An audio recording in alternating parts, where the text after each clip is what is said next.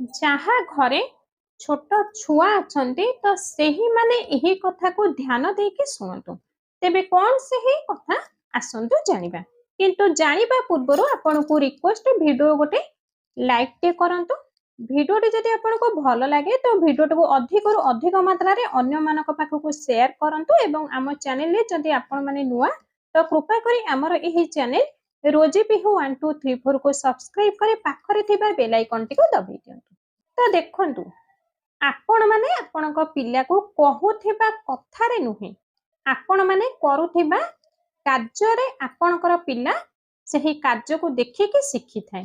ଆଉ ଯେଉଁ ଘରେ ଛୋଟ ପିଲା ଅଛନ୍ତି ସେହି ଘରର ବଡ଼ମାନଙ୍କର ବଚନରେ ବା କହୁଥିବା କଥାରେ ଯଦି ଭଲ ପାଇବା ଥାଏ ତ ପିଲାର ବଚନରେ ବି ଭଲ ପାଇବା ରହିବ। ଆଉ ଯଦି ଆପଣଙ୍କ ଘର ଶାନ୍ତି ଓ ସଂସ୍କାରୀ ଥିବ ତ ଦେଖିବେ ଆପଣଙ୍କ ପିଲା ବି ସଂସ୍କାରୀ ହେଇକି ବଡ଼ ହେବ।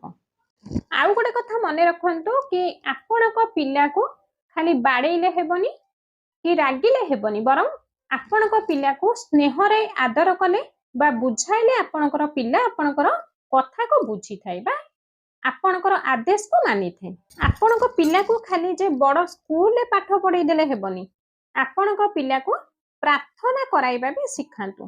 ଆପଣଙ୍କ ପିଲାକୁ ଆଗକୁ ବଢ଼ାଇବା ପରିବର୍ତ୍ତେ ଠିକ୍ ମାର୍ଗ ଶିଖାନ୍ତୁ, ଠିକ୍ ରାସ୍ତା ଆପଣଙ୍କ ପିଲାକୁ ଦେଖାନ୍ତୁ। ଆଉ ମନେ ରଖନ୍ତୁ, ଆପଣଙ୍କର ଏଇ ହାତରେ ଯେଉଁ ସଂସ୍କାରକୁ ବଢ଼ାଇବେ କାଲି ସେଇ ହାତ ଆପଣଙ୍କ ସାହାରା ହେଇକି ବନିବ।